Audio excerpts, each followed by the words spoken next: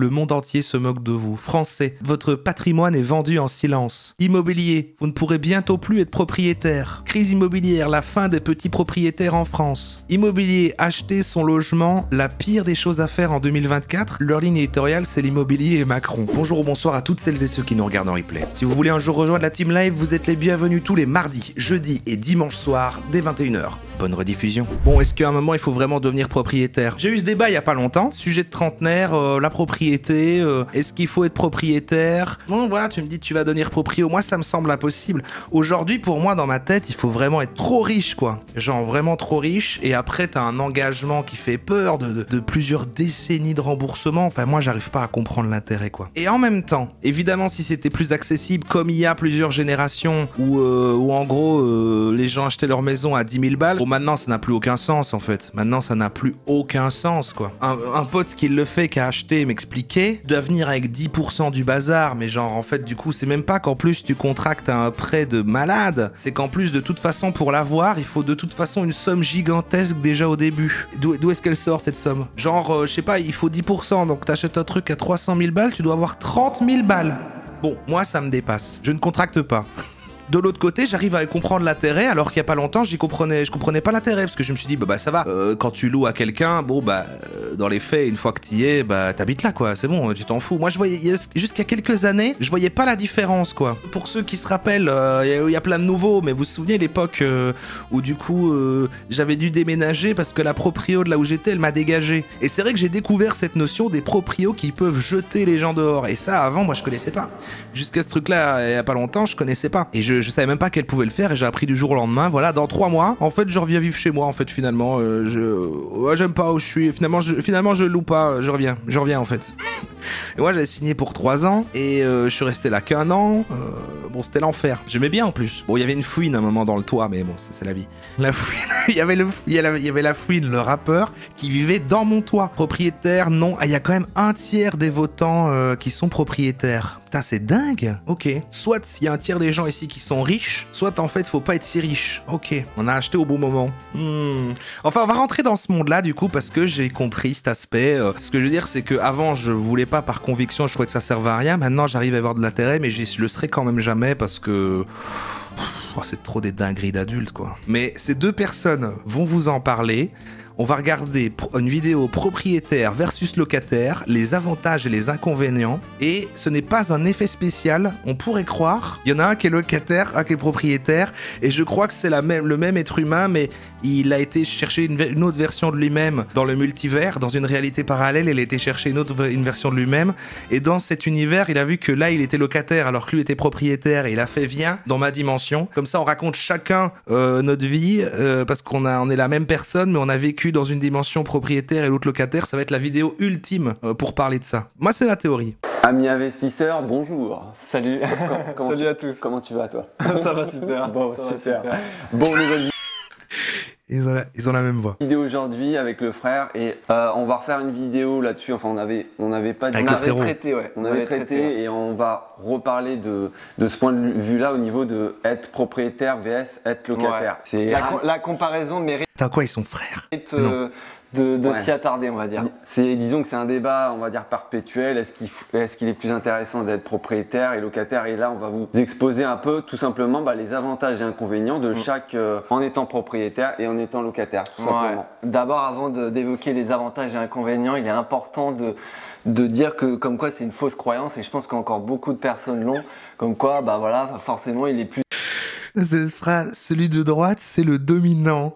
intéressant d'être Il y a des dominants dans les jumeaux? Moi, je connais pas le lore des jumeaux. parce que voilà, vous avez un toit sur votre tête, vous payez un capital chaque mois plutôt qu'être locataire et balancer de l'argent par la fenêtre entre guillemets chaque mois. Donc c'est vraiment une fausse croyance et vous allez voir que Ouais, c'est ça, souvent les gens disent ça. Genre en fait, chaque mois tu balances ton argent par la fenêtre alors que si t'étais proprio, non. Bah non, tu le balances pas par la fenêtre, tu payes le fait de vivre à un endroit. C'est comme un abonnement en fait. Genre par exemple, vous voyez la suite Adobe, Photoshop et tout. On peut plus l'acheter directement maintenant. On doit payer un abonnement.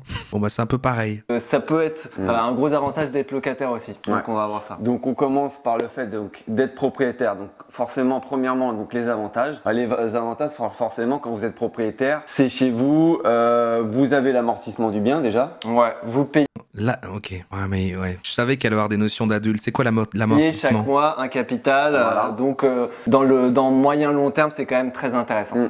Vous êtes notamment chez vous dans le sens où, bah voilà, en Vous termes, avez votre propre déco, voilà, les votre meubles, propre déco, vos meubles. Enfin voilà, vous avez le sentiment. Mais ça, t'as pas besoin d'être proprio pour ça, pour avoir ta déco et tes meubles. Tu payes un mec qui est proprio, donc qui ne paye pas de loyer et qui s'enrichit sur toi alors que lui a pas de loyer. Bah oui, non mais attends, le fait qu'il y ait des propriétaires, que la société soit dysfonctionnelle, que ce soit immoral et que ce soit les pires personnes, je suis d'accord avec ça. Mais je veux dire, j'ai pas l'impression de jeter mon argent par la fenêtre, c'est juste, il y a pas le choix. En fait, je veux dire, j'aurais pas l'impression que ça a plus de sens de donner la même somme à une banque pour rembourser un prêt d'un truc que j'achète mais que j'aurais jamais remboursé avant ma mort. Plus que les arguments qu'on me dit, c'est non mais tu vois, quand tu seras à la retraite, tu auras remboursé, donc là c'est pas grave parce que tu devras plus payer un loyer et ce sera pratique vu que tu auras plus d'argent parce que tu travailleras plus. Et à chaque fois moi je dis mais je serai mort, je ne vais jamais vivre ça. C'est comme à chaque fois que je vais à ma banque pour un truc qui font, vous savez, vous n'avez toujours pas d'épargne pension, je serai mort. Arrêtez de me parler de ça, je serai mort. D'être chez vous. Patrimoine, ouais. Voilà, Patrimoine, c'est sécurisant. Voilà, le sentiment que ce soit patrimonial. D'aide le man. Ne serait-ce qu'effectivement, du coup, de pouvoir léguer ça à vos enfants. Et puis notamment, si vous êtes par exemple dans une ville où les prix augmentent, potentiellement, forcément, vous avez l'amortissement qui joue en compte et une potentielle plus-value. Qui n'est pas taxé en étant propriétaire. Voilà. Ça, c'est une niche fiscale qui est très intéressante. Je pense qu'on y reviendra dans une autre vidéo, mais c'est de leur embarras. Enfin, je veux dire, vous êtes propriétaire. Si jamais vous revendez avec de la plus-value, vous n'êtes pas taxé sur cette plus-value. Donc, c'est quand même très intéressant à ce niveau-là. Ouais. Et puis notamment, si vous voulez faire du locatif, c'est... Et puis aussi, alors là, j'ai des contre-arguments pour tout. Mais du coup, attends, peut-être on devrait faire en fonction des points qu'ils disent. Mais souvent, le truc qu'on me dit, c'est aussi, non, mais parce que moi je dis, ouais, mais moi j'aime bien quand même changer d'endroit et tout. Si je déménage si souvent, il y a beaucoup parce qu'on me l'a, ça a été des événements que j'ai pas choisis là récemment. Mais sinon, de base, j'aime bien quand même changer tous les 2-3 ans, quoi. Je sais pas, c'est agréable, quoi. Comme je reste énormément chez moi, c'est ma manière à moi de voyager, quoi. Mais alors là, on me dit, ouais, mais c'est pas grave parce qu'en fait, tu pourras le louer à quelqu'un. Et là, bah non, parce que là, je ferai partie du problème. J'ai pas envie, justement, une fois que j'aurai acheté un truc que je veux plus y être, de me retrouver dans la situation où je suis le proprio et où c'est moi qui fais payer un loyer à quelqu'un et qui vient dire, ah oui, ici, vous avez vu, là, c'était pas là avant ça. Il y avait un cash sur la prise avant, non? Ah non, pas du tout. C'est pas dans l'état des lieux. Bon, après, voilà, bon. Le principe, c'est que quand tu prends un prêt sur 20 ans et que tu vends l'appart au bout de 10 ans, par exemple, quand tu vends, tu récupères ce que tu as payé sur le prêt, donc le remboursement du prêt que tu as payé pendant 10 ans n'est pas perdu. Oh là là, l'impression d'être super con. C'est du trading, c'est ça, c'est du trading immobilier. C'est comme les gens qui achètent plein d'immeubles, ils n'ont pas forcément le budget, mais en fait, après, ils les revendent, ils font des plus-values, c'est comme vendre des actions, quoi. C'est de la spéculation, oui. Oui, donc ça, oui, ok. Ouais, mais ça, c'est un autre game, ça, c'est quand tu veux vraiment être investisseur immobilier, machin, t'as un capital et tu commences à faire fructifier et travailler ton argent dans l'immobilier. C'est pas la même chose que moi-même seul, je veux acheter mon bien où je veux vivre parce que c'est plus sécurisant que la location. Enfin, c'est un autre délire, quoi. Aux yeux des banquiers. Ouais, c'est et clair. ils le répètent souvent, est-ce que vous avez une résidence principale ou pas? Bon, le fait que vous ayez une résidence principale, effectivement, ça joue dans le sens où c'est un passif, en étant locataire également, mais le fait que vous ayez une résidence principale, vous avez un toit sur la tête, on le répète, c'est plus ce point de vue-là que les banquiers... C'est quand même plus sécurisant et c'est logique que les banquiers soient plus flexibles pour vous donner votre financement sur 25 ans avec un meilleur taux, etc. C'est un peu logique. Ouais, exactement. Sur 25 ans. Vous imaginez 25 ans. Moi, j'emprunte à la banque pendant 25 ans, mais juste pour être très loin de la ville. 25 ans. C'est fou, hein. Je sais que, en fait, c'est une certitude que avant la fin du prêt, je suis mort. Et donc, du coup, je pourrais me dire, c'est pas mon problème, mais alors, du coup, c'est quand même pour tout le long comme payer un loyer. À part que je suis coincé. J'ai un autre argument. On dit, oui, finalement, la somme que tu payes tous les mois pour rembourser ton truc, c'est comme un loyer, voilà. Mais pas du tout. Parce qu'en fait, eh ben, le prêt que tu vas rembourser tous les mois comme ça pour ton truc, tu sais qu'il sera le même tout le temps, quoi. Tu sais qu'il sera le même et que certes, il va pas augmenter, mais il va pas non plus baisser. Alors qu'un loyer, bon, bah, ça varie. Ici, c'est plus cher parce qu'on vit à deux, on partage machin. Moi, j'aime bien, en fait, vivre avec le fait de, ah, si à un moment je suis dans la merde, j'ai plus envie de bosser et que je dois vivre sur mes réserves, je prends un studio vraiment de 15 mètres carrés, une pièce, et je vis là pour avoir un méga bas loyer, et comme ça, je dois payer pas trop chaque mois, le temps de me refaire, machin, enfin, tu sais, que ça puisse fluctuer. Ouais, moi, j'ai besoin de liberté. Moi, je veux pas être rattaché, je veux pas quelque chose me réclame avec une banque. Moi, je veux être comme le vent. Je veux pouvoir qu'à tout moment, comme ça, je puisse disparaître, je puisse m'évaporer comme ça, partir à l'aventure, en fait, voir le monde. Voilà, c'est ça pour moi. Donc on va passer maintenant aux inconvénients du fait d'être propriétaire. Et quels sont les inconvénients? Déjà, c'est que vous n'avez aucune mobilité géographique. Vous avez un chez vous, voilà, vous pouvez pas, comparé à être locataire, vous pouvez pas dans 2 ans quitter comme ça. Voilà. Vendre votre appartement ou votre maison, enfin il y a des démarches, c'est beaucoup plus restrictif. Et vous avez notamment énormément de frais, que ce soit, on va parler plus notamment en charge d'abord, tout ce qui va être, forcément vous avez la taxe foncière, vous avez notamment peut-être des charges de copropriété si vous êtes en appartement, enfin voilà, vous avez les frais d'entretien. Vous avez toutes ces charges, notamment peut-être des charges d'entretien, vous avez toutes ces charges. Et les frais de notaire quand à l'achat, quand tu achètes ton bien. Ça je voulais y venir après, vous avez toutes ces charges. Notaire. Pour moi ça doit être un thème aussi, les notaires. J'aimerais bien comprendre c'est quoi leur métier, j'ai toujours pas compris. Que vous n'avez pas quand vous êtes forcément locataire. Les notaires. Forcément, forcément. Autre point, enfin on peut devenir notaire, je peux devenir notaire moi. C'est que vous avez le syndic de copropriété et les charges de copropriété. Donc c'est quand même un gros inconvénient, vous n'êtes pas maître de tout. Voilà, vous avez des frais par rapport à ça, ce qui n'est pas non plus négligeable en fonction de certains immeubles. Et notamment, je crois qu'on l'avait dit dans une autre vidéo, que vous n'êtes pas maître des charges de copropriété. Certains mois, ça peut être de faibles montants. C'est le tantième de la surface. Et il y a une année, je sais pas pourquoi, effectivement, il y a peut-être la...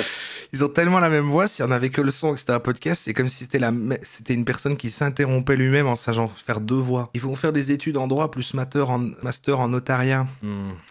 Merde. Ouais, franchement, au tech, si je veux, je peux être notaire. Je le dis, voilà. Comptablement, vous payez un passif. Exactement pareil que pour une automobile, mais même si bon, il y a quand même des différences. Et on parlait notamment des différentes charges. Vous avez notamment des différentes charges, etc. lors de l'achat, c'est-à-dire que vous allez forcément payer les frais de notaire qui sont quand même pas négligeables. S'il y a un peu de travaux, forcément, voilà, il y a les frais de travaux à payer. Putain, voilà un autre argument, putain. Tous les gens qui achètent, ils arrivent à acheter parce qu'ils font, ouais, en fait, on a acheté un truc, tout pété, et en fait, on va tout refaire. Et après, ils font ça, ils vont bosser, et le week-end, ils vont refaire leur maison, quoi. Et ils posent des trucs, ils font marquer manuel, quoi. Ils font tout ça ensemble, comme ça, et puis ils posent des bazars, ils font des murs, machin. Je dis, mais moi jamais je fais ça. Jamais je me fais confiance à moi-même pour construire une maison dans laquelle après je vais vivre. Aucune confiance en mes compétences. Et non, c'est fou, quoi. Les frais d'entretien, voilà, toutes ces charges, notamment. Moi, j'ai pas le mental. Moi, j'ai pas le mental. On l'avait dit, mais voilà, il y a quand même un coût pas négligeable. Bon, après, si vous êtes locataire en nu, effectivement, vous avez aussi les meubles à fournir. Mais si vous louez du meublé, il n'y aura pas de souci. Disons que généralement, en tant que propriétaire, vous êtes plus à même à vous faire plaisir, à mettre une belle décoration, à mettre des beaux meubles, un beau canapé, une grande télé. Donc voilà, petit à... Mais ça, c'est une dinguerie, quoi. Quand t'es locataire, tu penses constamment, en fait, je vais pas prendre une trop grande télé, je suis que locataire, après tout, je peux partir à tout moment. Elle sera peut-être dure à transporter, cette grande télé. Je vais pas mettre la déco que je veux, je pense qu'il faudrait que ce soit moche. J'avoue que moi, une fois que j'emménage dans un truc, je fais ce que je veux. Là, j'ai fait des trous partout. Hein. Il y a des trous partout. Il y a mes enceintes fixées au mur avec des énormes attaches. Il faut 8 trous de chaque côté pour le faire. Et puis on verra. On verra à l'état des lieux. Petit à petit, ça fait une somme considérable en dépenses. Au final, au bout de 10 ans, vous dépensez, je sais pas, je vais dire une bêtise, peut-être 20 000. Et après, je me fais engueuler par les mamies. Décoration, etc. Donc c'est quand même pas négligeable. Et ça, on n'en pense pas. On le pense pas forcément. Ouais, forcément. Et Le point qu'on peut évoquer, notamment le gros inconvénient, c'est notamment si vous êtes dans une plus ou moins grosse ville, bah forcément le prix au mètre carré va être élevé et donc votre prix à l'achat va être quand même très très important. Et ça reste quand même un inconvénient, comme on le répète, pour du locatif, parce que ça va prendre énormément sur votre taux d'endettement. C'est clair, c'est clair. Donc voilà, je pense qu'on a fait le tour au niveau des inconvénients. Hésiter sur les inconvénients. C'est parce que c'est trop des sujets d'adultes et ils disent des mots qui fait que ça me bloque dans l'intention et tout. Vous comprenez ce qu'ils disent? Parce que moi je les trouve juste rigolo, c'est marrant. Donc maintenant on va passer au fait d'être Il faut m'aider, parce qu'après on peut regarder un dessin animé. locataire. Quels sont les avantages et inconvénients? Donc Ok, voilà, ok, on y est. Donc avant il y avait les avantages et inconvénients d'être propriétaire. On commence un nouveau chapitre, les avantages et inconvénients d'être locataire, et on l'écoute tout de suite, même si j'ai l'impression que ça va être les mêmes en miroir, quoi. Dans un premier temps, quels sont les avantages? Bah voilà, tout simplement, en étant locataire, vous pouvez résider plus facilement en centre-ville, dans des endroits où prix au mètre carré est cher. Je pense qu'on va le traiter dans une autre vidéo parce que c'est vraiment à part et ça mérite qu'on s'y attarde.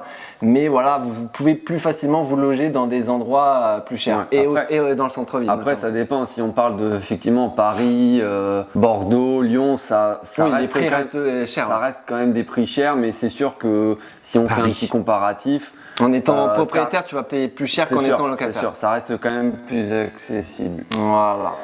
Donc il y a ça, notamment le fait que vous ayez une souplesse en termes de mobilité, de géographie, notamment vous pouvez, voilà, surtout si vous prenez des bails meublés, des beaux meublés, pardon, vous pouvez totalement, voilà, un an rester à un endroit, après vous changez d'endroit, etc. Disons que tu as un bail si c'est en meublé, un préavis d'un mois, et si c'est en nu, préavis de 3 mois, au bout de 3 mois ou 1 mois, vous partez et vous êtes tranquille, quoi. Et vous n'avez même pas, si c'est en meublé, vous n'avez même pas de meubles à ramener, etc. C'est intéressant ça, les meublés. C'est plus dans les grandes villes, dans les trucs, non Moi, c'est vrai que les premiers petits trucs que j'avais pris à Bruxelles à l'époque, c'est vrai que c'était meublé, mais là, ça n'arrive jamais. Je sais pas, que je visite un truc et que... Voilà, peut-être pas que je les cherche, peut-être que je les cherche pas. C'est vrai que des endroits meublés, je connais pas trop ici. Donc, comparé les étudiants, à propriétaire, c'est quand même pas négligeable, c'est clair. Notamment, vous avez tout ce qui est entretien plus ou moins, c'est-à-dire que forcément, vous ferez peut-être moins attention. Après, il y a des locataires, je pense, qui prennent très bien soin des... Moi, j'avais eu un truc, c'est genre, c'était annoncé meublé, le lit, c'était un matelas sur le sol. Juste un matelas, une personne posée sur le sol, dans un coin de la pièce. Et je dormais jamais dedans, parce que j'avais un petit canapé, je m'endormais dans le canapé. C'était triste. Il y avait un matelas et une personne, qui était là, qui me disait, oh, ça te dérange pas si je reste là, hein. Je veux, non, pendant combien de temps? Oui, ok, merci. Ouais, tout à fait. Ouais. Je pense qu'on a fait le tour par rapport aux avantages et inconvénients de que ce soit être propriétaire ou locataire. N'hésitez pas à nous dire en commentaire si on en a oublié, c'est possible. Vous avez oublié... Attendez, ce que le premier commentaire, c'est amusant. 3 petits points. Amusant. Moi, j'aurais mis notamment. Vous êtes de vrais enfants. Écoutez votre vidéo, les gars. Attends, il y a des gens qui sont en train de leur dire que là, ce qu'ils ont dit, moi, j'ai pas entendu des trucs de gosses. Hein. Vraiment, ça sonnait très adulte. Hein. En fait, j'ai remarqué que le terrain de l'immobilier comme axe machin, c'est fort utilisé par des chaînes qui ont l'air à moitié complotistes bizarres. Je vous montre une chaîne où quand on arrive dessus, je vous le dis tout de suite, sur toutes les miniatures, il y a Macron. Et il y a du feu. Donc on dirait que c'est Macron qui explose, donc peut-être ça vous fera plaisir. La chaîne s'appelle 1984. Je trouve qu'il y a des signes. Après 10 ans dans l'entrepreneuriat, on partage ici notre vision. Et sans financement public, avec un 100 écrit en majuscule.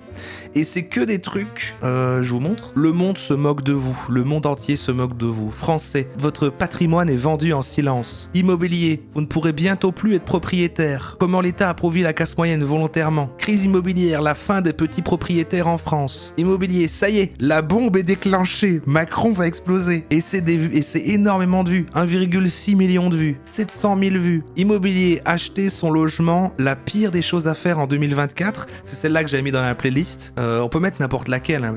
Regardez Macron qui est maléfique ici. Immobilier, une bombe à retardement pour 2024.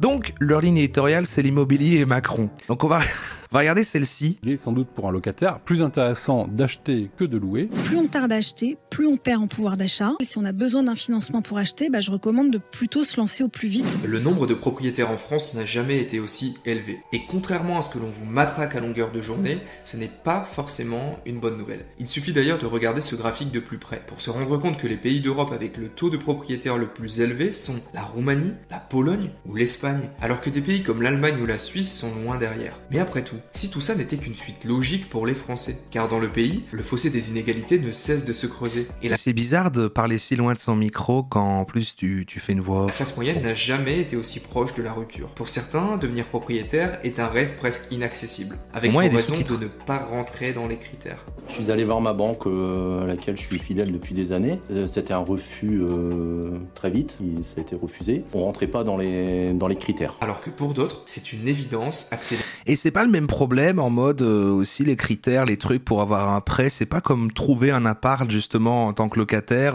T'es obligé d'avoir un CDI, machin truc. Et non, parce que là peut-être tu peux appuyer le truc avec ton apport justement. Ou est-ce qu'il y a la même règle de en fait, bon si t'as pas de CDI ou quoi qu'il arrive. Ah c'est pire, c'est pire.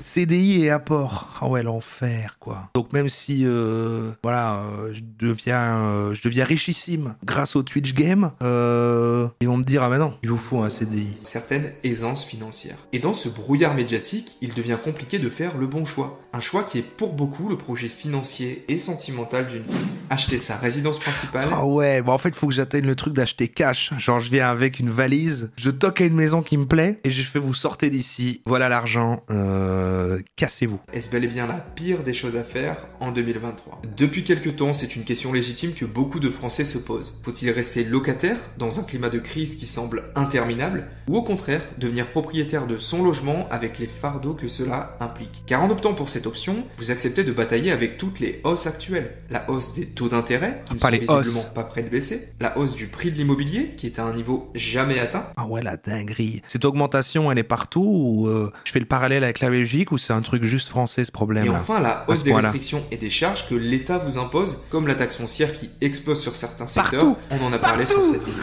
Sauf que tout ça, on vous le montre finalement assez peu à la télé ou dans la presse. Le sujet semble tabou, comme si on cherchait à vous cacher quelque chose. Pourtant, c'est une question très sérieuse, qui demande bien souvent pour beaucoup de s'endetter sur 15, 20, voire 25 ans. Même 30, moi j'entends souvent 30. L'entrepreneur américain Grant Cardone le disait sur notre dernière vidéo, les logements ne sont pas construits pour les gens, ils sont construits pour que les banques gagnent de l'argent. Prenons un exemple très simple. Ce projet d'achat d'une résidence principale à 230 000 €, frais d'agence inclus. Pour faciliter les calculs, on va supposer que, par miracle, vous n'ayez pas d'apport à faire. Avec cette simulation d'emprunt sur 20 ans et les taux actuels moyens en France, 3,25% de taux d'intérêt et 0,5% de taux d'assurance, ce sont des mensualités de 1 400 € par mois que vous allez devoir payer. Pour un coût total du crédit de 106 000 € qui partent ainsi dans l'assurance et dans la banque entre les intérêts et les charges, soit presque un tiers du projet global. Et en plus de tout ça, vous n'avez toujours pas payé les frais d'acquisition sur lesquels se greffe le notaire qui va prendre dans sa poche environ 1 700 € et finalement à l'État qui va lui recevoir presque 14 000 € pour cette unique transaction. En plus, et même si vous l'avez ici inclus dans le financement, 700 par personne si en couple. Oui, mais tu dois acheter alors avec la personne, quoi. Tu dois acheter à deux. Donc, faut aussi payer le travail de l'agent immobilier, qui se rémunère en moyenne entre 5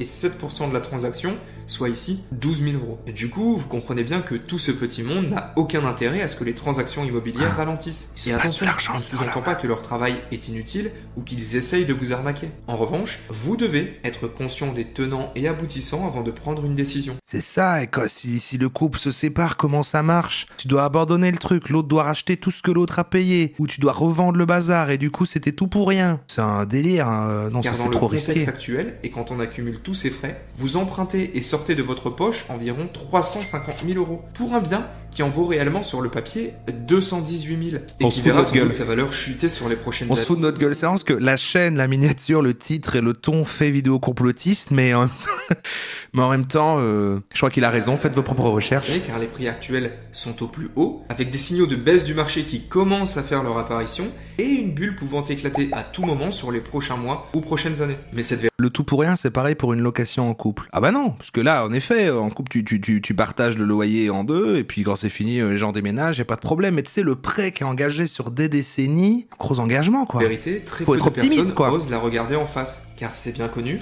l'accès à la propriété est perçu comme un rêve pour les Français. Sans doute pour l'impression de pseudo-sécurité que ce titre vous offre, et parfois même, il faut le reconnaître, pour flatter l'ego. Car sans rentrer dans le cliché, il est plutôt bien vu de faire de belles études, d'acheter sa maison sous couvert d'un crédit bien gonflé, et de mettre au garage la dernière voiture à la mode. En plus, on entend depuis toujours que si on ne La devient dernière pas voiture à la propriétaire, mode. eh bien on paye le loyer pour quelqu'un d'autre. La voiture, c'est quoi l'expression qui est horrible pour dire dernier cri?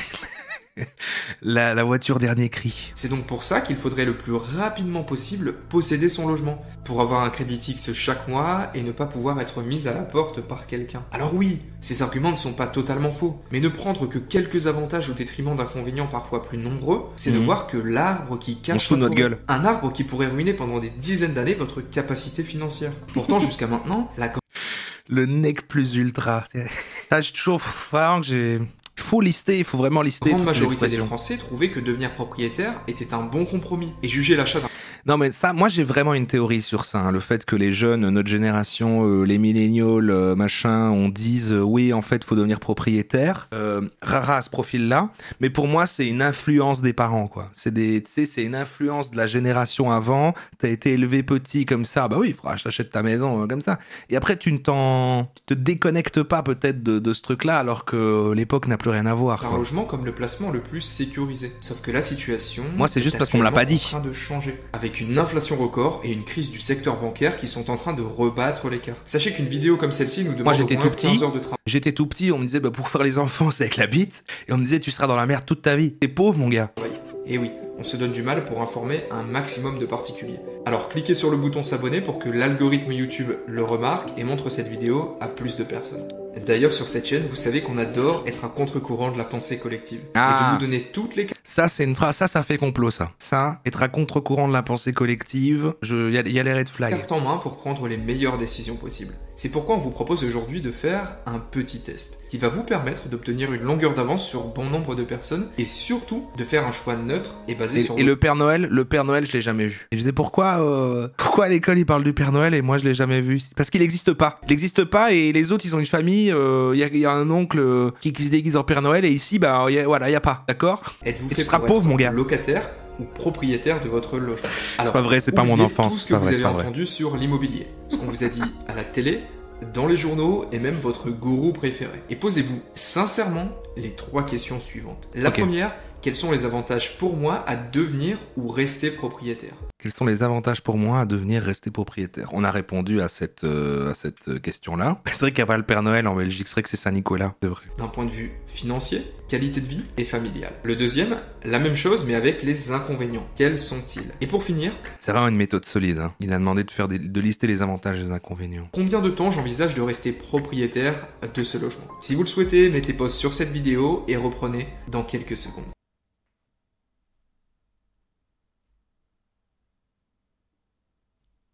Voilà. Ça y est, vous avez la réponse à ces 3 questions. Et si selon merde. vous les avantages n'en finissent plus, Alors, les avantages et les inconvénients, on les a pas mal listés. On va faire les points principaux. Ne pas se faire éjecter de chez soi, comme ça par surprise. Ça, c'est le principal avantage, je trouve, de la propriété. Ne pas s'endetter pour des décennies jusqu'à la mort. Et le gros avantage de la location. Et pour moi, alors je m'y connais pas en trading de l'immobilier, hein, on peut vraiment considérer que ça va fluctuer et descendre. Pour moi, ça ne peut être que de pire en pire, non? C'est-à-dire que plus on attend, plus ça sera inaccessible. Ça va pas devenir accessible comme par magie. question sur la 3e question. Après, je comprends pas qui le est monde, bien moi. souvent délaissée. Combien de temps envisagez-vous de rester dans ce logement?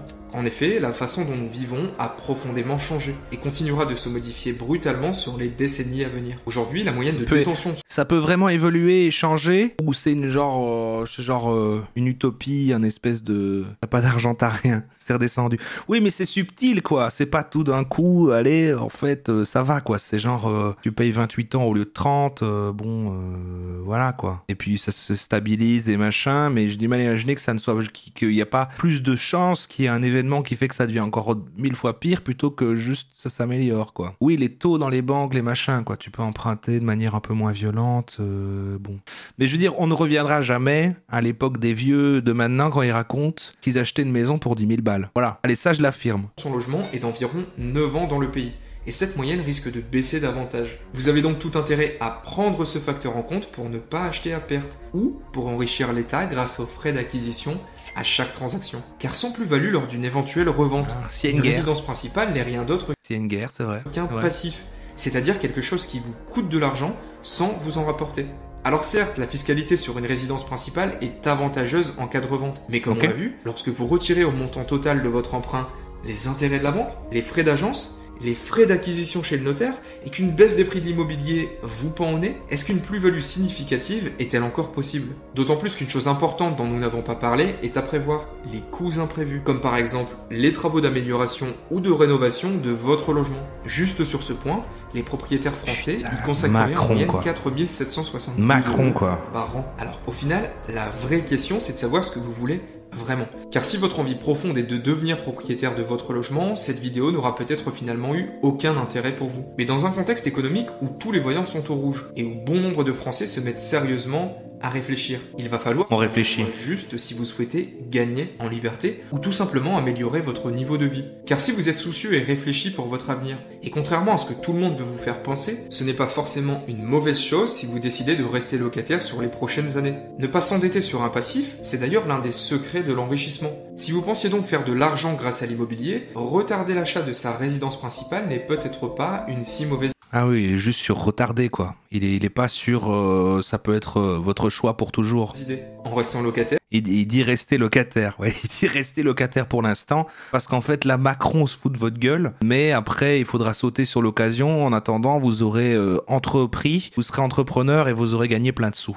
vous augmentez votre capacité d'emprunt pour la dédier à de futurs investissements rentables. Que ce soit des revenus passifs, comme l'achat d'un appartement pour le louer, même si ce n'est pas forcément le bon moment pour acheter comme on l'a vu aujourd'hui, ou des revenus actifs dans l'immobilier, comme nous le faisons avec notre société Placide. Ce qui nous a permis de passer de 0 à 60 appartements en 12 mois, Ah, on y est, on y est. en générant Il a 1 milliard d'appartements, il nous dit bon, calmez-vous. des centaines de milliers d'euros de revenus qui sont investis et le seront encore plus quand les prix de l'immobilier viendront à baisser. Si vous souhaitez en savoir Voilà, il a fait comme l'autre gars avec ses vidéos complotistes, il a fait voilà Macron, machin, regardez tout ce qu'on vous pompe. Sinon, on a une boîte qui donne des conseils immobiliers. Voilà, n'hésitez pas. dans lequel on vous montre comment dupliquer notre méthode, qui vous permettra de générer un revenu complémentaire pour Ah. gagner en liberté, malgré le contexte économique actuel. Pour Pas le mal. trouver, c'est simple, le lien est dans la description. Pour les plus motivés d'entre vous, on se retrouve donc tout de suite.